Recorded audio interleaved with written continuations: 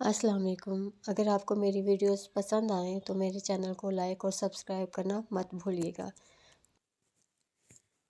جبکہ اس کی بات پر یکدم منیب زبان دانتوں تلے لاتے ہوئے اپنی جگہ پر ساکت رہ گیا، جس سے واضح اندازہ لگایا جا سکتا تھا کہ منیب وہ ایگریمنٹ لانا بھول گیا ہے۔ وہ تمہیں بھول گیا یار، اس نے اپنے ماتھے پر ہاتھ مارا۔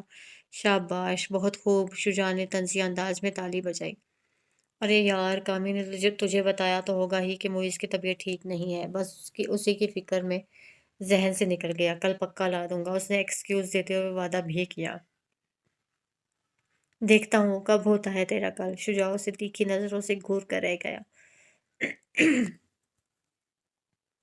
باتھ روم کا وہ سفید دروازہ کھول کر سب صوفیہ باہر آئی، جس کے بیچ میں بڑی خوبصورت سی تتلی پینٹ کی گئی تھی۔ اس نے باہر آ کر غیر ارادی طور پر گھڑی کی جانب دیکھا تو پتہ چلا شام کے 4:15 بج چکے ہیں۔ وہ گیلے بال تولیے سے خشک کرتی ہوئی ڈریسنگ ٹیبل کی جانب آئی اور پھر وہاں کھڑے ہو کر باقاعدہ زور زور سے بال جھٹک کر اپنے بال سکھانے لگی۔ گندمی رنگت پر ڈارک میرون رنگ کا نرم و سادہ سا سوٹ پہنے، دوپٹے سے آری خوشبو میں مہکتا وجود لیے اپنے گیلے سے بالوں کو جھٹکتی اس لڑکی کو اگر اس وقت کوئی دیکھتا تو ایک لمحے کے لیے اسے چھونے کی خواہش ضرور اس میں سر اٹھاتی۔ وہ یوں ہی آس پاس سے بے خبر اب سارے بالوں کو دائیں کندھے پر آگے کیے ذرا سا جھک کر تولیے سے دبا دبا کے خشک کر رہی تھی۔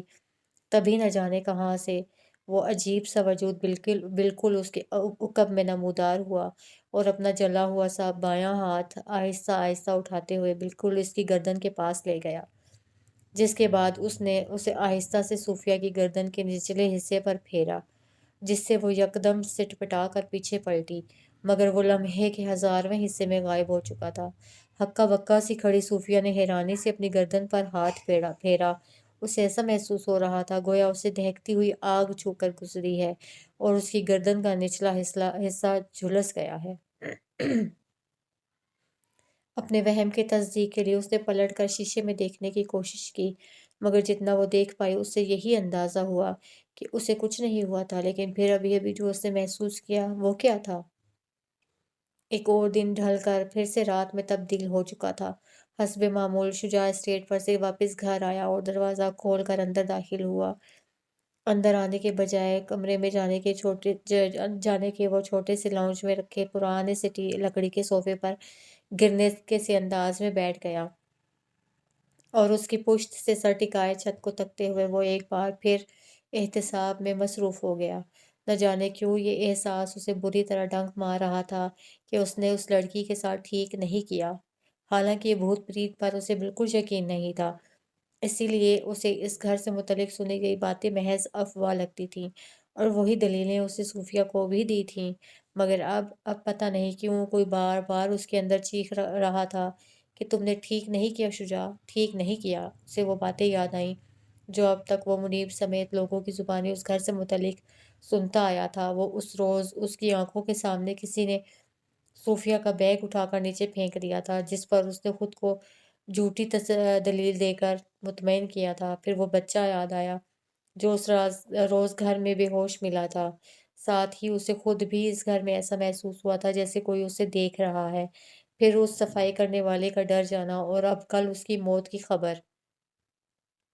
ان خیالات سے تنگ آ کر ان سے پیچھا چھڑانے کے لیے اس نے صوفے پر پڑا ریموٹ اٹھا کر سامنے موجود لکڑی کی پرانی سی ٹرالی پر رکھا چھوٹا سا ٹی وی آن کر دیا اور یوں ہی چینل سرچ کرنے لگا۔ ایسے ہی کرتے ہوئے ایک چینل پر آ کر اس کے بے اختیار اس کا ہاتھ رک گیا اور وہ کافی دلچسپی سے اس پر چلتا منظر دیکھنے لگا۔ یہ کسی ہارر فلم کا سین تھا جس میں رات کے وقت اندھیرے میں ڈوبا ایک گھر دکھایا جا رہا تھا اور نائٹ سوٹ میں ملبوس ایک لڑکی آہستہ آہستہ قدم اٹھاتی خوفزدہ نظروں سے آس پاس کا جائزہ لیتی آگے بڑھ رہی تھی۔ یکدم ہی اس کے پیچھے سے دھاڑتی ہوئی کوئی بلا نما مخلوق نمودار ہوئی جس پر وہ لڑکی چونک کر مڑی، مگر اگلے ہی لمحے اس عجیب سی مخلوق نے لڑکی کو چیرتے ہوئے اس کے 2 ٹکڑے کر دیے، جس کے باعث خون کا فوارہ ابل پڑا اور اگلے ہی لمحے عجیب سا منہ بناتے ہوئے شجاع نے جلدی سے ٹی وی بند کیا۔ ایک تو ویسے ہی اسے احساس ندامت ستا رہا تھا، اوپر سے یہ عجیب و غریب فلم اور سونے پر سہاگا کا کام کر گئی۔ اس نے تھک کر ایک بار پھر صوفے کی پشت سے ٹیک لگائی اور آنکھیں موند کر پھر خود کو شاید سوچوں کے دھارے پر بہنے کے لیے ڈھیلا چھوڑ دیا۔ رات کی گہری تاریکی نے ہر سو اپنا قبضہ جمایا ہوا تھا، جبکہ بیڈ پر بے خبر سوئی ہوئی صوفیہ کو ذرا بھی علم نہیں تھا کہ اس کے کمرے میں ایک عجیب سی مخلوق داخل ہو کر دھیرے دھیرے اس کی بیڈ کی جانب آ رہی ہے۔ بیڈ کے نزدیک پہنچ کر اس عجیب سی مخلوق نے یکدم اس کے اوپر سے چادر کھینچ کر دور پھینک دی، جس کے باعث اس کی بھی نیند ٹوٹ گئی، اور جب اس کی نظر اپنے سامنے موجود اس عجیب سے وجود پر پڑی تو وہ بے ساختہ چیخ اٹھی، اور اس کے چیختے ہی وہ بھی بیڈ پر اس کے اوپر کودا، مگر اس سے قبل کہ وہ اس کے اوپر گرتا وہ پھرتی دکھاتے ہوئے بیڈ سے نیچے اتر گئی اور کمرے سے باہر بھاگنے لگی۔ مگر اس مخلوق نے اگلے ہی لمحے گراتے ہوئے اس کا پیر پکڑتے ہوئے اس کی باہر نکلنے کی کوشش ناکام بنا دی۔ کوئی ہے، بچاؤ مجھے، وہ روتے ہوئے بری طرح چلا رہی تھی، جبکہ اس مخلوق نے یکدم اسے پیر سے کھینچا، جس کے باعث وہ منہ کے بل زمین پر گری اور وہ اسے گھسیٹتا ہوا دوبارہ کمرے کے وسط میں لے آیا۔ مگر بہت زیادہ پرزور مزاحمت کے بعد وہ ایک بار پھر اس کے چنگل سے نکلنے میں کامیاب ہو گئی اور تیزی کے ساتھ دروازے کی جانب آئی، مگر جیسے ہی اسے باہر جانے کی نیت سے دروازہ کھولا تو یہ دیکھ کر اس کے رہے سہے اوسان بھی اڑ گئے کہ وہ جو ابھی کمرے میں تھا اب دروازے کے باہر اس کے عین سامنے کھڑا اپنی لال انگارہ ہوتی آنکھوں سے گھراتے ہوئے اسے ہی گھور رہا تھا۔ اس سے قبل کہ وہ بچنے کے لیے واپس پلٹتی، اس نے یکدم اپنا عجیب سا ہاتھ اٹھا کر اس پر وار کیا، جس سے صوفیہ کی گردن دھڑ سے الگ ہو کر دور جا گری اور کمرے کا سفید فرش خون سے سرخ ہو گیا۔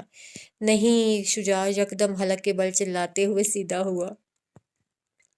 سیدھے ہونے کے بعد وہ چند لمحے یوں ہی ساکت بیٹھا رہا، پھر ذرا سے حواس بحال ہونے پر اس نے اپنے آس پاس کا جائزہ لیا تو علم ہوا کہ وہ تو اپنے گھر کے لاؤنج میں موجود صوفے پر بیٹھا ہے، جس کے باعث اسے اندازہ ہوا کہ وہ صوفے پر بیٹھے بیٹھے ہی سو گیا تھا، اور ابھی چند لمحوں قبل اس نے خواب دیکھا تھا، بہت ہی برا خواب۔ اس نے بے اختیار ہی سر دونوں ہاتھوں میں گرایا اور اپنے بال مٹھیوں میں جکڑ لیے۔ اس کے ذہن میں پھر سے مختلف اوقات میں مختلف لوگوں کی کہی گئی باتیں گردش کرنے لگیں۔ اس گھر میں آسیب ہے، یہ گھر کبھی آباد نہیں ہو سکتا، یہاں بڑی ہی دردناک موت ہوئی تھی، رات میں یہاں سے عجیب عجیب آوازیں آتی ہیں، کبھی کسی کے رونے چلانے کی تو کبھی پیانو بجانے کی۔ چند پیسوں کے عوض کسی کی جان خطرے میں ڈالنا خود غرضی نہیں ہے؟ یہاں کے لوگوں نے اپنی آنکھوں سے دیکھا ہے کہ وہ گھر پہلے کیسا تھا اور اس کی موت کے بعد پھر اس کا حشر کیا ہو گیا ہے، اور میں نے ان سے سنا ہے اس گھر کا حال۔ ارے چھوڑو صاحب، بھوت بنگلہ ہی ہے وہ، جس دن سے اس گھر میں قدم رکھا ہے ہم لوگوں نے مصیبتوں کے پہاڑ ٹوٹ پڑے ہیں سمجھو ہم پر۔ صاحب آپ یہ بات مان نہیں رہے ہیں، یہ وہ الگ بات ہے، لیکن آپ کے نہ ماننے سے سچ بدل نہیں جائے گا۔ انبلیویبل! کیسے ہو سکتا ہے کہ اتنے شاندار گھر کا کرایہ اتنا کم؟ یہ بات کچھ ہضم نہیں ہو رہی۔ ضرور یہاں کوئی گڑبڑ ہے۔ سچ کہوں تو اکثر جب اس لڑکی کا خیال آتا ہے جو اس بھوت بنگلے میں اکیلی رہ رہی ہے تو اس کی بہادری کو سلام کرنے کو جی چاہتا ہے، اور اس کی مجبوری پر افسوس ہوتا ہے کہ جس کی وجہ سے بیچاری کو یہاں رہنا پڑ رہا ہے۔ ساتھ ہی دل سے دعا نکلتی ہے کہ اللہ پاک اس بہن کی حفاظت کرے جسے تم جیسے خود غرض انسان نے چند پیسوں کے عوض خطرے کے منہ میں دھکیل دیا ہے۔ ذہن میں گونجتی آوازوں اور دل کو چوٹ مارتی شرمندگی کے باعث وہ اس وقت شدید الجھن کا شکار تھا۔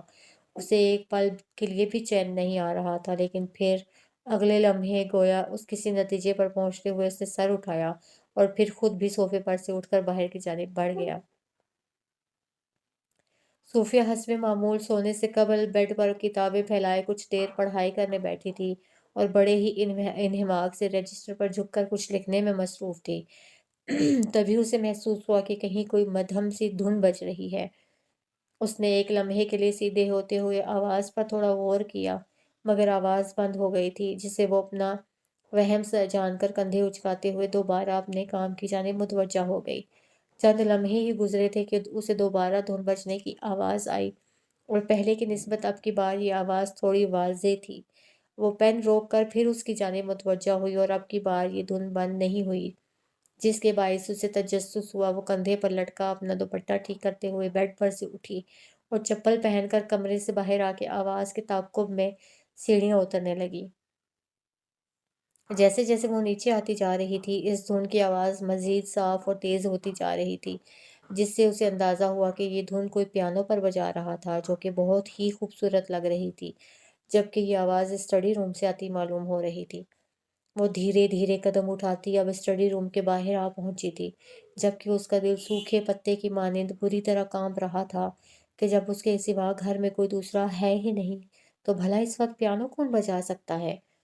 اس نے آہستہ سے دروازے کی نوب پر ہاتھ رکھا اور اسے گھماتے ہوئے دھیرے سے دروازہ کھولا، مگر دروازہ کھلتے ہی وہ آواز آنا بند ہو گئی۔ اس نے دروازے پر ہی کھڑے رہ کر سہمی ہوئی نظروں سے پورے روم کا جائزہ لیا، مگر وہاں کوئی قابل گرفت بات نظر نہیں آئی۔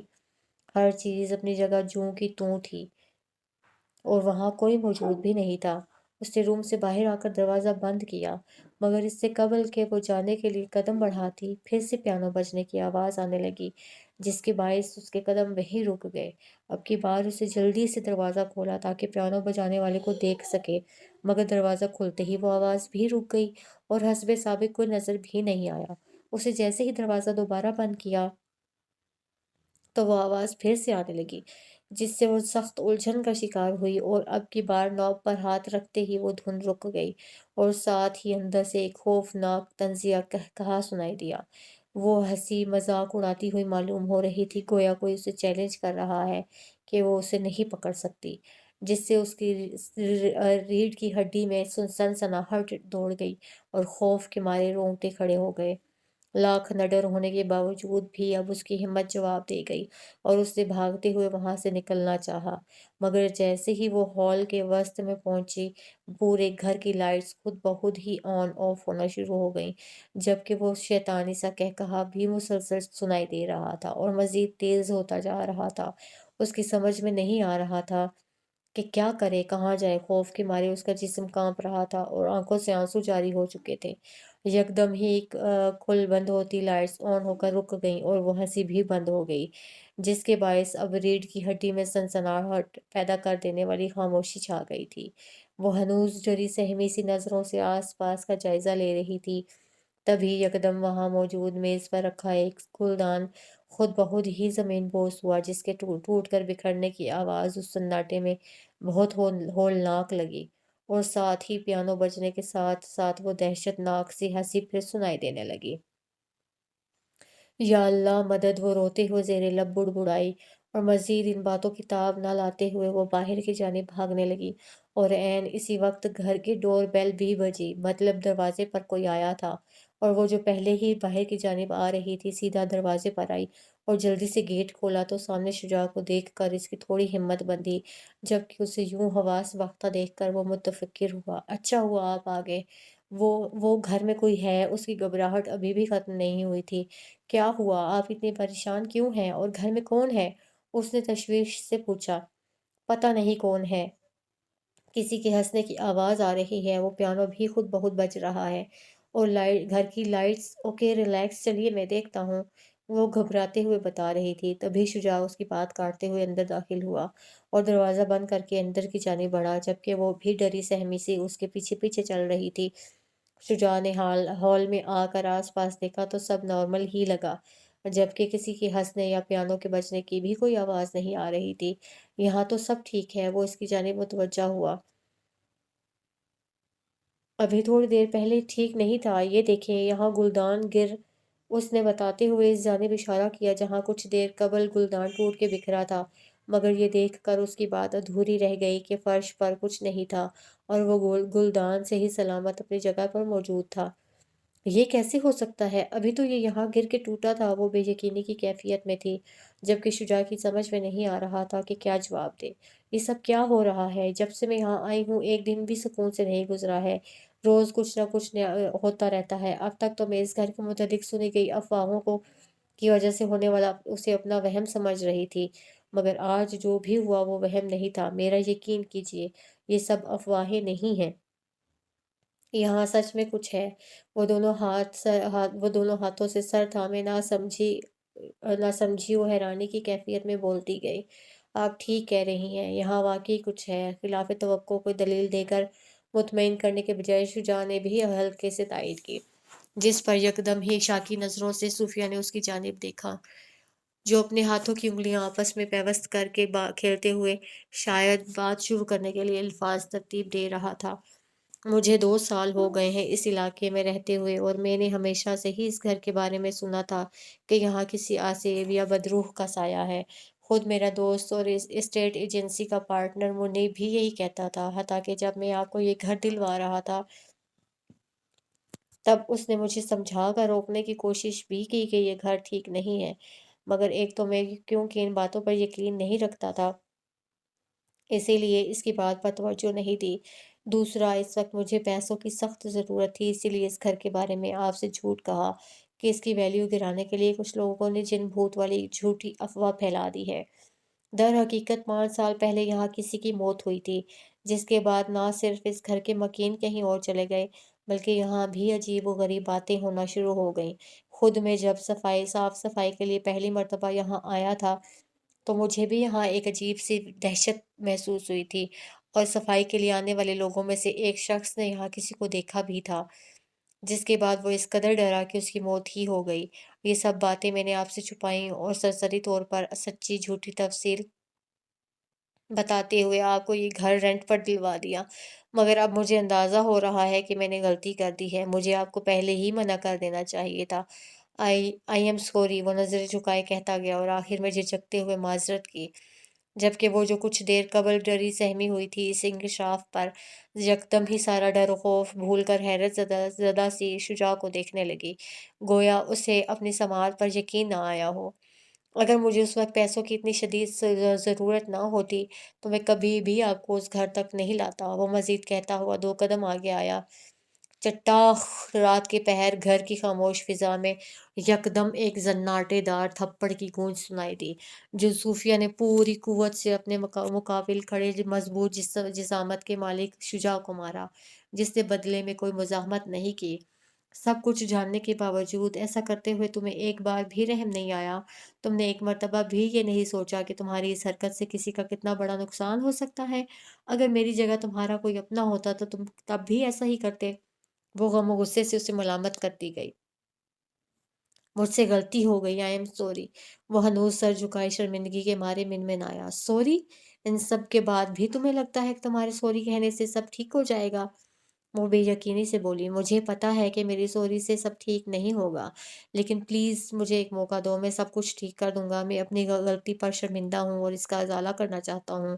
اگلے ہی پل وہ سر اٹھا کر بنا رکے کہتا اس کی منت کرنے لگا۔ تمہارے شرمندہ ہونے سے سب کچھ ٹھیک نہیں ہو جائے گا۔ اس نے نفرت سے رخ پھیرا۔ اب چاہے مجھے کہیں بھی رہنا پڑے رہ لوں گی، لیکن یہاں میں مزید ایک پل نہیں رک سکتی۔ میں ابھی ابھی یہاں سے جا رہی، وہ غصے میں کہنے لگی تھی کہ تبھی یکدم ہال کی لائٹس خود بخود بند ہونے لگی، جس سے اس کی بات ادھوری رہ گئی۔ دونوں ابھی ناسمجھی سے سب سمجھنے کی کوشش کر ہی رہے تھے کہ ہال کے داخلی دروازے سے اتنی تیز ہوا اندر داخل ہونے لگی گویا طوفان آ گیا، جبکہ لائٹس کا آن آف ہونا بھی ہنوز جاری تھا، اور یکدم ہی ہال میں لگی ساری لائٹس بہت زوردار آواز کے ساتھ پھٹ گئیں، جس کے باعث ان کے کانچ جا بجا بکھر گئے، اور رات ہونے کی وجہ سے گھر میں اندھیرا ہو گیا۔ روشنی گل ہوتے ہی وہ تیز ہوا بھی یکدم رک گئی، اور کچھ پل کے لیے کمرے میں بالکل خاموشی چھا گئی، ایسی خاموشی گویا کوئی وہاں موجود ہی نہ ہو۔ وہ دونوں بھی خوف کے مارے ساری ضد بحث بھول کر اپنی اپنی جگہ پر ساکت کھڑے تھے، جیسے اگر اپنی جگہ پر سے ہلے تو مارے جائیں گے۔ مگر یکدم ہی کسی نادیدہ قوت نے صوفیہ کے بال جکڑ کر اسے زمین پر پٹخا، جس کے باعث اس کے حلق سے ایک دل خراش چیخ بلند ہوئی، اور اگلے ہی پل وہ نادیدہ طاقت اسے بالوں کے ذریعے زمین پر سے گھسیٹتی ہوئی ایک جانب لے جانے لگی، اور ساتھ ہی وہ طوفانی ہوا پھر سے چلنا شروع ہو گئی تھی۔ مگر اگلے ہی پل شجاع نے اس نادیدہ قوت کی کوشش ناکام بناتے ہوئے صوفیہ کا بازو پکڑ لیا، تو وہ نادیدہ طاقت بھی مزید زور لگانے لگی، جس کے باعث ان دونوں کی کھینچا تانی میں پھنسی صوفیہ کی تکلیف بڑھنے لگی، اور آنکھوں سے آنسو جاری ہو گئے۔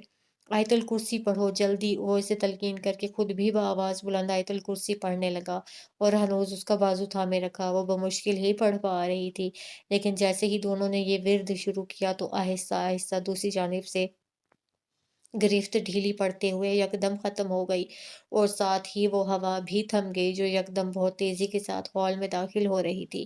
اس نے فوراً اسے زمین پر سے اٹھا کر کھڑا کیا، جس کے بعد وہ خوف کے مارے اس کے سینے سے لگ گئی، اور اس کے رونے میں مزید شدت آ گئی۔ हमें यहाँ से निकलना होगा, जल्दी चलो, वो उसे खुद से अलग करते हुए बोला और उसका हाथ पकड़कर बाहर की जानिब बढ़ा। हॉल से बाहर निकलकर संगमरमर का वसी सहन अबूर करते हुए दोनों मेन गेट की जानिब आए, जहाँ लाइट्स बंद हो जाने के बायस अंधेरा हो रहा था। मगर तब इनकी परेशानी और बढ़ गई जब दरवाजे का लॉक हजार कोशिशों के बावजूद भी नहीं खुला। ऐसा लग रहा था गोया लॉक जैम हो गया हो। और पूरी कुवत लगाने के बावजूद वो टस से मस नहीं हो रहा था। क्या हुआ है? वो सख्त घबराई हुई थी। लॉक नहीं खुल रहा है, उसने हनूज जोर आजमाई करते हुए जवाब दिया। अब क्या करेंगे? उसे तशवीश हुई। तभी वो तूफानी हवा फिर से चलना शुरू हो गई और घर के अंदर से बहुत शदीद तोड़ फोड़ की आवाजें आने लगीं और साथ ही ऊपर वाले पोर्शन की गैलरी में लगी ग्रिल इतनी जोर जोर से हिलने लगी, गोया कोई उसे पकड़कर पूरी कुवत से उखाड़ फेंकना चाहता हो। अब क्या करें? उस खौफ के मारे वो काँपने लगी थी, जबकि उसने भी लॉक के साथ बेकार की ज़ोर आज़माई तर्क कर दी और बेबसी से सोफ़िया की जानिब देखने लगा, जिसके चेहरे पर दहशत के साए बहुत वाज़ेह लहरा रहे थे। "इधर आओ।" वो उसका हाथ पकड़कर दोबारा अंदर की जानिब बढ़ा और उसे लेकर बहुत तेज़ी के साथ ड्राइंग रूम में आया, जहाँ बाकी घर की तरह हस्बे तवक्को अंधेरा था। वो कमरे में बनी बड़ी-सी काँच की खिड़की के पास आकर रुका, जो बाहर गली की जानिब खुलती थी, और उसे खोलने की कोशिश करने लगा, मगर हस्बे तवक्को वो भी नहीं खुली, और फिर ये कोशिश भी तर्क करके वो खिड़की तोड़ने के लिए मुतलाशी नज़रों से आस-पास कुछ ढूँढने लगा, मगर नतीजा सिफ़र रहा, जबकि घर में होता तोड़-फोड़ का शोर और वो तूफ़ानी हवाएँ मज़ीद ज़ोर पकड़ती जा रही थीं। जब उसे कुछ समझ में ना आया तो उसे सारी कुव्वत इकट्ठा करके एक ज़ोरदार लात काँच की खिड़की पर मारी, जिसके नतीजे में काँच तो टूट कर बिखरा ही, मगर साथ ही साथ उसके पैर में पेवस्त होते हुए उसे अच्छा खासा ज़ख्मी कर गया। लेकिन फ़िलहाल जान बचाने के लिए ये ज़ख्म बर्दाश्त करना ज़रूरी थे। घर से बाहर जाने का रास्ता बनने के बाद वो फ़ौरन वहाँ से निकल कर गली में कूदा, जिसके बाद उसने सूफिया को भी बाहर आने में सहारा देने के लिए हाथ बढ़ाया, जिसे थामते हुए वो आ गई, मगर जैसे ही वो बाहर आने के लिए खिड़की फलांगने लगी, फिर किसी नादिदा कुव्वत ने उसके पैर पकड़ लिए, जिससे उसका दिल बहुत ज़ोर से धड़का। "किसी ने मेरे पैर पकड़ लिए हैं शुजा, मैं बाहर नहीं आ पा रही हूँ।" खौफ के मारे उसकी आवाज़ लरज़ रही थी। "आयतल कुर्सी पढ़ती रहो और कोशिश करो बाहर आने की।" उसने उसे हाथ से पकड़कर बाहर की जानिब खींचते हुए तलकीन की। दोनों ने एक बार फिर आयतुल कुर्सी का विर्द जारी किया और पूरा ज़ोर लगाने लगे, उस नादीदा को ताकत की गिरफ्त से निकलने के लिए। अल्लाह के नाम की ही बरकत थी कि वो बहुत मुश्किल से ही सही, मगर खिड़की के ज़रिए बाहर निकलने में कामयाब हो गई। लेकिन इस सारी जद्दोजहद में दोनों काफ़ी ज़ख्मी हो गए थे। बाहर तो बिल्कुल सन्नाटा हो रहा था और जो हवा घर के अंदर तूफान मचा रही थी, उसका भी बाहर कोई नामो निशान नहीं था। फिलहाल सब बातों को परे रख कर जितनी जल्दी मुमकिन था वो लोग इस जगह से दूर होते गए। इस बात से यकसर बेखबर कि मुसीबत टली नहीं है, बल्कि शुरू हुई है। रात के सन्नाटे और अंधेरे में दोनों एक दूसरे का हाथ पकड़े भागते हुए इस घर से काफी दूर आ चुके थे, जिसके बायस अब सूफिया को थोड़े हवास बहाल हुए और रोड पर रोकते हुए उसे यकदम अपना हाथ शुजा के हाथ से छुड़ाया तो वो भी रुक कर हैरानी से उसकी जानिब देखने लगा। क्या हुआ? रुक क्यों गई? उसने नासमझी से पूछा। कहाँ जाएंगे हम? उससे बजाय जवाब देने के उल्टा सवाल किया। मेरे घर, और कहाँ? उससे बताते हुए साथ पूछा भी। और अपने घर वालों को क्या बताओगे तुम मेरे बारे में? उसने एक और सवाल उठाया। मेरे घर में कोई नहीं है, मैं वहाँ अकेला रहता हूँ, उसने जवाब देते हुए गोया मसला हल किया, जबकि उसकी बात पर वो और हैरान हो गई। मैं नहीं जाऊँगी तुम्हारे घर, उसने साफ इनकार किया। लेकिन क्यों? वो हैरान हुआ। क्योंकि तुम झूठी और धोखेबाज, तुम्हारा क्या भरोसा, न जाने आप मेरे साथ क्या करो। उसे सारे लिहाज मुरव्वत बालाए ताक रख कर साफ गोई का मुज़ाहिरा किया। ठीक है, आज से पहले मैंने तुमसे झूठ कहा था, लेकिन अब मैं शर्मिंदा हूँ अपनी गलती पर और इसका इज़ाला करने के लिए ही तुम्हारी मदद करना चाहता हूँ। मेरा यकीन करो, मैं तुम्हारे साथ कोई इख़लाक़ से गिरी हुई हरकत नहीं करूँगा। बजाए कोई ज़िद बहस करने के उससे 2 कदम आगे आते हुए आजिज़ी से समझाना चाहा। नहीं है मुझे तुम पर यकीन, और तुम्हारे साथ तुम्हारे घर जाने से बेहतर है कि मैं यूं ही बाहर सड़कों पर खुआर होती रहूं। वो गुस्से से कहती चंद कदम पीछे हुई।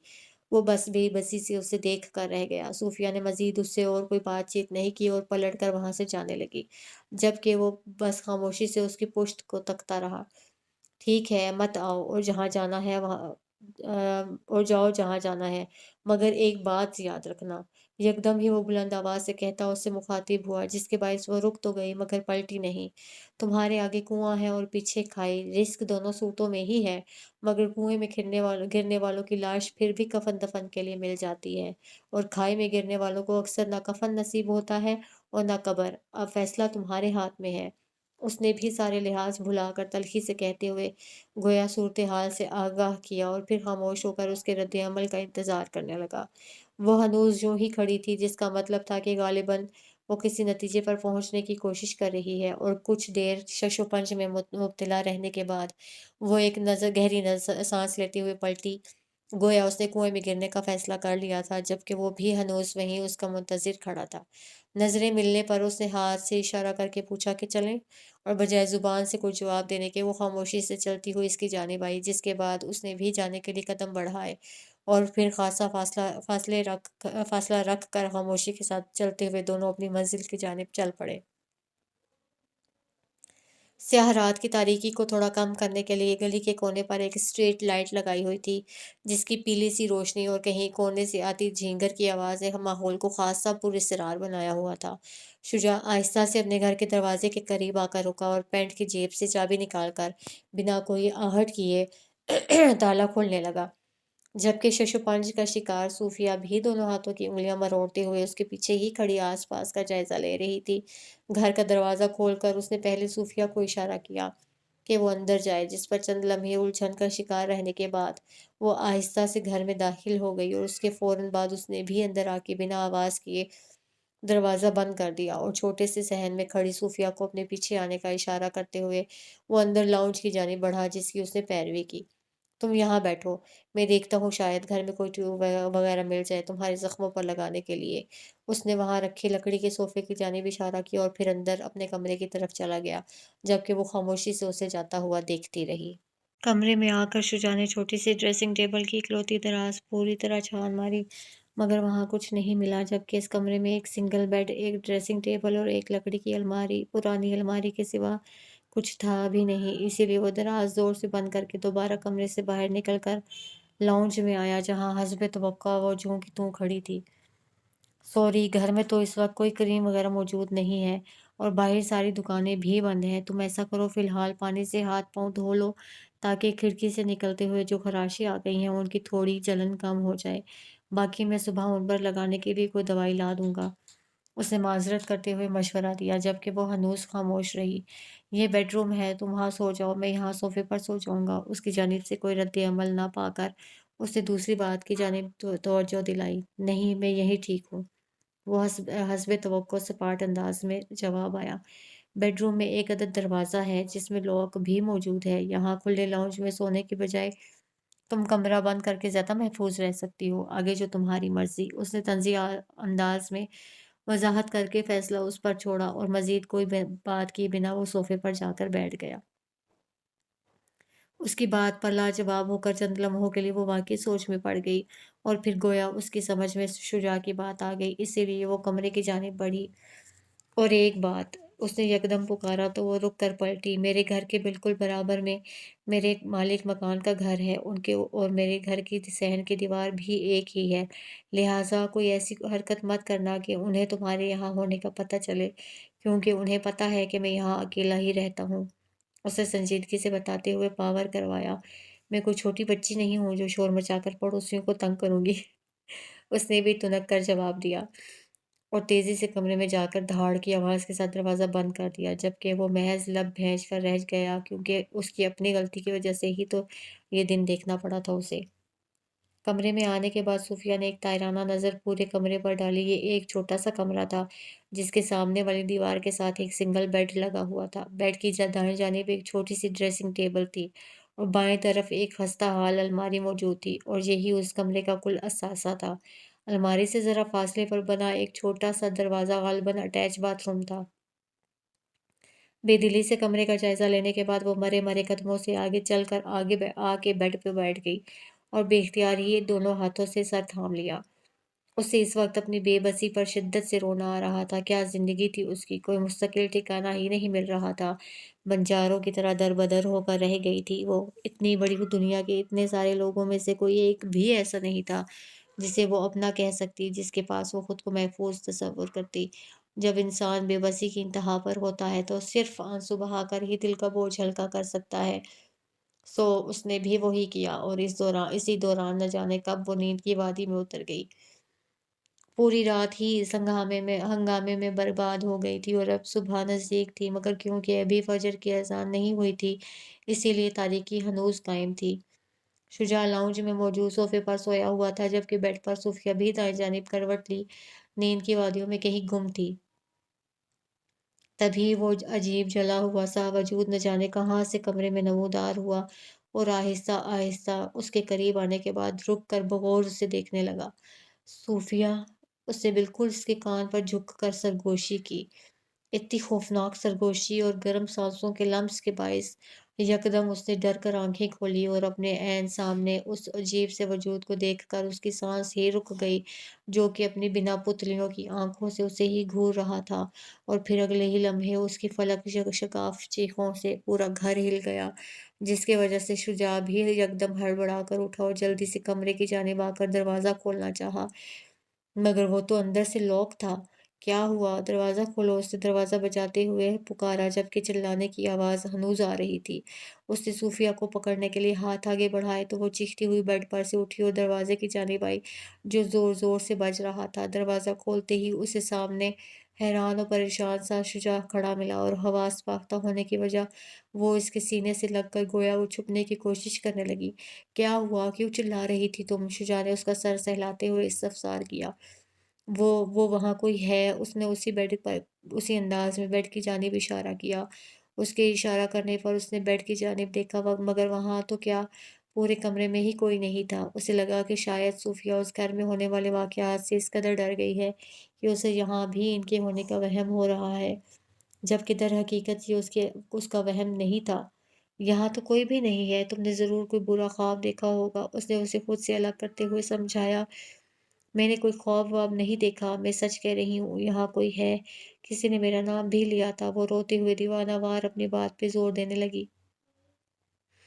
اس کی سمجھ میں نہیں آیا کہ سامنے کھڑی اپنے کندھے تک آتی اس نازک سی لڑکی کو کیا کہہ کر تسلی دے، جو چہرے پر دہشت کے سائے لیے سر اٹھا کر اسے دیکھتے ہوئے اپنی بات کا یقین دلانا چاہ رہی تھی۔ ابھی دونوں اسی الجھن میں تھے کہ یکدم گھر کا بیرونی دروازہ زور زور سے بجنے لگا، جس پر دونوں ہی چونک گئے۔ اس وقت کون آ گیا؟ وہ نہ سمجھی سے زیر لب مسکرایا۔ تم یہیں رکو، میں دیکھتا ہوں، وہ صوفیہ کو کہتا ہوا جلدی سے باہر کی جانب بڑھا۔ باہر آ کے اس نے جیسے ہی زور زور سے بجتے دروازے کی کنڈی کھولی تو سامنے اقبال بھائی اور ان کی بیگم کو دیکھ کر وہ دنگ رہ گیا، جو سوالیہ نظروں سے اسے ہی دیکھ رہے تھے۔ تمہارے گھر سے ابھی کسی لڑکی کے چلانے کی آواز آئی ہے، کون ہے اندر؟ شلوار اور بنیان میں ملبوس اقبال بھائی نے سنجیدگی سے پوچھا۔ کیا میرے گھر سے؟ وہ انجان بنا۔ تمہارا نہیں، ہمارا گھر ہے یہ، کہ جو کہ ہم نے تمہیں کرائے پر دیا ہوا ہے، اور ہم نے خود کسی لڑکی کی چیخ سنی ہے۔ ہٹو سامنے سے تم، میں خود ہی جا کر دیکھتی ہوں، خاتون نے تصحیح کرتے ہوئے کڑے تیوروں کے ساتھ کہا، اور اسے دھکیلتی ہوئی اندر آ گئیں۔ انوری بھابھی میری بات تو سنیں، وہ بھی جلدی سے پکارتا ہوا ان کے پیچھے لپکا۔ اقبال بھائی بھی ان دونوں سمیت اندر آ گئے اور تن فن کرتی اندر آتی انوری کو لاؤنج میں ہی میرون لباس میں ملبوس دوپٹے سے آری لمبے سیاہ کھلے بالوں کے ساتھ ڈری سہمی سی صوفیہ نہ کھڑی مل گئی، جو ان لوگوں کو دیکھ کر یکدم مزید گھبرا گئی تھی۔ آئے ہائے، کون ہے یہ لڑکی، اور رات کے اس وقت تمہارے ساتھ کیا کر رہی ہے یہ یہاں؟ وہ سر تپا اسے دیکھتے ہوئے طنزیہ انداز میں شجاع سے مخاطب تھیں، اور ان کے انداز سے صاف لگ رہا تھا کہ انہوں نے بات کو اپنے تئیں غلط رنگ دے دیا ہے۔ یہ میری بیوی ہے۔ اگلے ہی لمحے شجاع نے بتایا نہیں تھا، بم گرایا تھا، جس پر ان دونوں سمیت خود صوفیہ بھی حیرت زدہ سی اسے دیکھنے لگی، گویا اس کی دماغی حالت پر شبہ ہوا ہو۔ ہیں یہ اچانک رات ہی رات میں تمہاری بیوی کہاں سے آ گئی؟ کل تک تو تم کنوارے تھے۔ اب وہ حیرانی سے کہتی اس کی جانب پلٹی۔ آج ہی نکاح کیا ہے ہم نے، اسے فوری طور پر دوسرا جھوٹ کا پیش کیا، جبکہ انوری نے بجائے کوئی جواب دینے کی حیرانی سے اپنے شوہر کی جانب دیکھا، گویا نظروں ہی نظروں میں ان سے پوچھ رہی ہو کہ یہ کیا کہہ رہا ہے لڑکا، ایسی کیا آفت پڑی تھی جو یوں خفیہ طریقے سے نکاح کر کے اس کو یہاں لائے تم؟ انوری نے ایک بار پھر پوچھ گچھ شروع کی۔ کوئی آفت نہیں پڑی تھی، میری طرح اس لڑکی کا بھی اس دنیا میں کوئی نہیں ہے، اسی لیے بس ہم نے سادگی سے نکاح کر لیا۔ اور جب تک हम घर आए बहुत देर हो चुकी थी। आप लोग सो चुके थे, इसीलिए मैंने आपको डिस्टर्ब करना मुनासिब नहीं समझा, वरना कल मैं इसे आपसे मिलवाने लाने वाला था। वो कमाल महारत से झूठ पर झूठ बोले जा रहा था, जबकि सूफिया उसकी झूठ बोलने की रफ्तार देखकर हैरान थी। उसकी बात पर चंद लम्हे पहले वो उसे घूरती रही, गोया उसकी बात पर गौर कर रही हो। फिर गर्दन मोड़कर एकदम एक बार फिर सूफिया की जानिब देखा, जो हनूर से हैरान और परेशान खड़ी थी और अब तक उसकी जुबान से एक लफ्ज नहीं निकला था। वो तो सब ठीक है, लेकिन ये चिल्लाई क्यों और ये इसकी चोट कैसे लगी? मारा है तुमने उसे? शर्म नहीं आती? एक रात की दुल्हन पर हाथ उठाते हुए अब वो दूसरा नुक्ता उठाकर उसे लताड़ने लगी। अरे नहीं भाभी, आप गलत समझ रही हैं। दरअसल घर आते हुए एक छोटा सा एक्सीडेंट हो गया था हमारा, इसी में चोट आ गई। देखिए मुझे भी चोट लगी है। उसने कहते के साथ ही अपनी टी-शर्ट की फुल आस्तीनें ऊपर हटाते हुए हाथ जहाँ दिखाया जहाँ काफ़ी ख़राशें थीं, और ये देखिए पैर पर भी लगी है। मज़ीद इत्मीनान के लिए उसने झुककर अपनी पैंट का पॉंचा उठाया तो उसके पैर पर भी ज़ख्म नज़र आए, जो शीशा तोड़ने के बायस हुए थे। और चिल्लाई ये इसीलिए थी क्योंकि उसे कोई बुरा ख्वाब देख लिया था। उसे वापस खड़े होते हुए मज़ीद वज़ाहत की। अब इतने सबूत और वज़ाहतों के बाद इन्हें मज़ीद कोई सवाल नहीं मिला उठाने के लिए। इसीलिए बस खामोशी के साथ मगर तेज़ नज़रों से उसे देखती रही। ठीक है, ये शरीफों का मोहल्ला है और यहाँ कोई उल्टी-सीधी हरकत बर्दाश्त नहीं करते हम, इसीलिए दौड़े चले आए। आइंदा से ख़्याल रखना, उन्होंने सख्ती से बावर करवाया। जी, मैं जानता हूँ भाभी, और मैं भी ऐसा लड़का नहीं हूँ। पिछले 2 सालों से आप जानते तो हैं आप लोग मुझे। उसे फर्माबरदारी दिखाते हुए सीने पर हाथ रखा, जिसके बाद मज़ीद कोई और बातचीत किए बिना उन्होंने एक तीखी नज़र सूफिया पर डाली और फिर तेज़ी से बाहर निकल गई। जबकि इकबाल भाई ने भी फर्माबरदारों की तरह उनकी पैरवी की और शुजात दरवाज़ा बंद करने के इरादे से उनके पीछे गया, और सूफिया तो बस नासमझी और हैरत का बुत बनी हुई थी। थोड़ी देर बाद वो शुक्र का सांस लेता हुआ वापस आया, तो अब सूफिया उससे बाज़ पुरस के लिए तैयार खड़ी थी। क्या ज़रूरत थी उनसे झूठ बोलने की कि मैं तुम्हारी बीवी हूँ? उसने गुस्से से सवाल उठाया। अच्छा, तो फिर क्या, और क्या कहता मैं? उसने भी बजाय जवाब देने के दोनों हाथ कमर पर रखते हुए तंज़िया अंदाज़ में पूछा। जो सच था वो बता देते, उसे अपने तय हल बताया। वाह! और वो तो जैसे बहुत आराम से यकीन कर लेते ना मेरी बात का। उसका तंज़ गहरा हुआ। एक नंबर के वहमी लोग हैं वो, कभी नहीं मानते हमारी बात, जिसके नतीजे में हमें यहाँ से भी दर-बदर होना पड़ता। और फिर कहाँ जाते हम? है आपकी नज़र में कोई ताजमहल जहाँ हमारे इस्तकबाल के लिए मुलाज़िम मुंतज़िर हों? उसने हनूज़ तंज़ मारते हुए अब हाथ सीने पर बाँधे, जबकि वो लाजवाब हो गई। और वैसे भी गलती तुम्हारी है, कहा था ना मैंने कि ऐसी कोई हरकत नहीं करना जिससे तुम्हारे यहाँ यहाँ होने का पता चले, और तुमने कहा था मैं कोई छोटी बच्ची नहीं हूँ जो शोर मचाकर पड़ोसियों को तंग करूँगी, और अभी तो बड़ी मैच्योर हरकत की है तो आपने, उसने बाकायदा सोफ़िया की नकल उतारी थी। मैं जानबूझकर नहीं चिल्लाई थी, कोई था कमरे में जिसे देखकर डर गई थी मैं, उसने रोहानसी होकर वज़ाहत की। तो गलती तो तुम्हारी ही हुई ना, ना तुम चिल्लाती, ना वो लोग आते और ना मुझे झूठ बोलना पड़ता। उसने भी तुर्की ब तुर्की हिसाब बराबर किया। एक तो पहले ही मुझ पर मुसीबतें टूट पड़ी है, घर होते हुए भी दर-बदर हो रही हूँ मैं, ऊपर से तुम भी मुझ पर तंज़ मारे जा रहे हो। ये सब तुम्हारी वज़ह से हुआ है, ना तुम मुझे झूठ बोलकर वो घर दिलवाते और ना ही मैं इन मुश्किलों में फँसती। गुस्से में कहते हुए वो सोफे पर आ बैठी और आखिर में दोनों हाथों में चेहरा छुपाकर रो पड़ी, जबकि उसके यूं अचानक रद्द अमल पर वो भी सिटपटा गया और बेख्तियार अपने माथे पर हाथ मारते हुए खुद को कोसने लगा कि क्या जरूरत थी बिलावजह इतना बोलने की। देखो, आई एम सॉरी, मैं तो बस तुम्हारा डर कम करने के लिए ध्यान भटका रहा था। वो बात बनाते हुए चंद कदम आ गया है, मगर वो टस से मस नहीं हुई।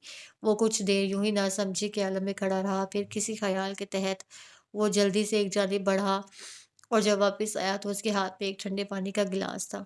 लो, पानी पियो, थोड़ा सुकून मिलेगा, उसने नरमी से मुखातिब किया।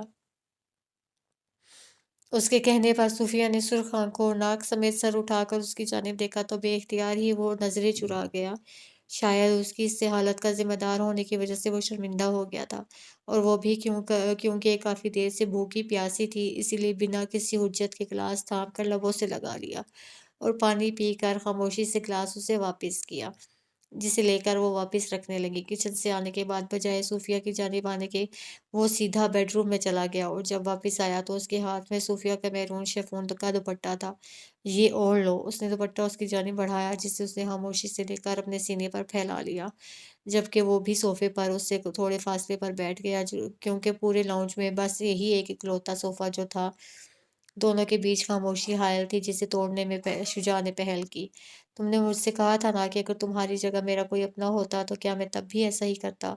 तो इसका जवाब खुद मेरे पास भी नहीं है, क्योंकि मेरा कोई अपना है ही नहीं। इसीलिए मुझे नहीं पता कि अपनों का दर्द क्या होता है। वो फीकेपन से मुस्कुराते हुए गोया हुआ। मेरी पैदाइश के वक्त ही मेरी अम्मी का इंतकाल हो गया था, इसीलिए माँ की गोद कभी नसीब नहीं हुई। बहन भाई भी कोई नहीं था, सिर्फ अब्बू थे, मेरी कुल कायनात। वो भी 15-16 साल की कच्ची उम्र में मुझे तन्हा छोड़ गए, दुनिया की धूप छाँव सहने के लिए। अब्बू कहा करते थे कि गरीब का कोई रिश्तेदार या दोस्त नहीं होता। इस वक्त तो मैं समझा नहीं, मगर आहिस्ता आहिस्ता दुनिया ने बहुत अच्छे से इनकी बात का मफहूम समझा दिया। उसने ताज्जुब से अपनी आप बीती बताना शुरू की। जितनी बेतनाई मैं ज़िंदगी में देख चुका हूँ, इसके बाद तो बस एक ही बात मेरे ज़हन में पुख्ता हो गई है कि दुनिया सिर्फ पैसों की है। जिसके पास पैसा नहीं, उसके पास उसके जीने या मरने से किसी को कोई फ़र्क नहीं पड़ता। उसने तल्ख़ी से अपना तजुर्बा बयान किया। बस इसीलिए इतना खुदगर्ज़ हो गया था मैं, और ये भी नहीं सोच समझ पाया कि मेरी ये गलत बयानी से किसी की जान भी खतरे में आ सकती है। मैंने पहले भी कहा था और फिर भी कहूँगा कि आई एम सॉरी, मैं शर्मिंदा हूँ और बहुत जल्द अपनी गलती का इज़ाला भी कर दूँगा।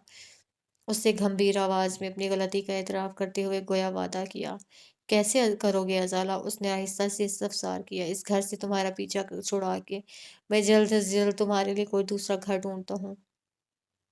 तब तक सुबह होने के बाद तुम अपने किसी रिश्तेदार के घर चली जाओ। उसने तजवीज़ पेश की, जिस पर बजाय कोई जवाब देने के वो इस्तेज़ाइया अंदाज़ में हँसने लगी, जिस पर शुजा को काफ़ी ताज्जुब हुआ, क्योंकि ये रद्द-ए-अमल बहुत ही गैर मुतवक्के था। क्या हुआ? इसमें हँसने वाली क्या बात है? उसने नासमझी से पूछा।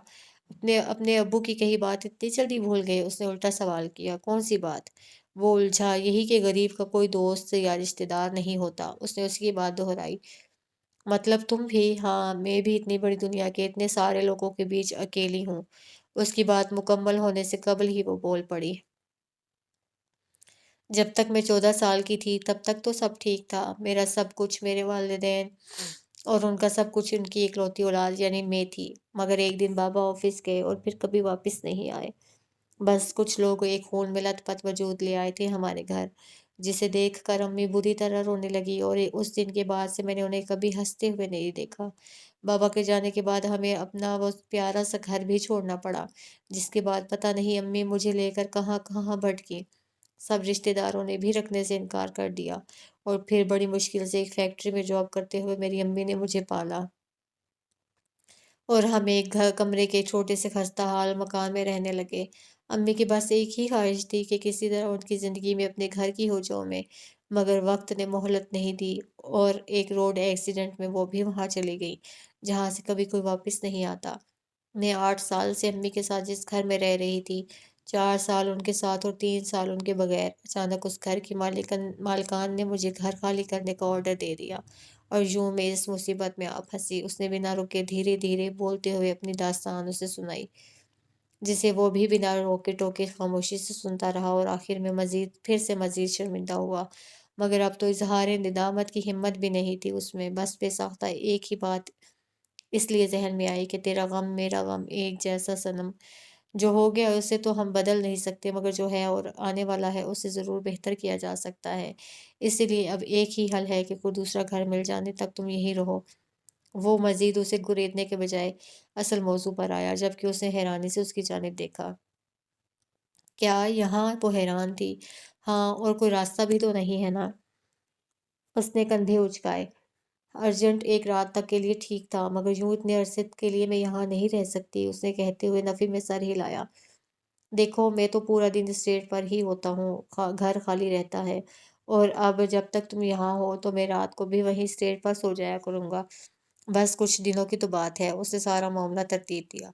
پتہ نہیں دوسرا گھر کب ملے کب تک ملے، پھر 2 ماہ بعد میرے پی اے کے پرائیویٹ پیپرز بھی ہیں، مجھے ان کی تیاری کرنی ہوگی۔ نہیں، ایسے تو بہت مسئلہ ہو جائے گا۔ اس نے حالات کا جائزہ لیتے ہوئے پھر انکار کیا۔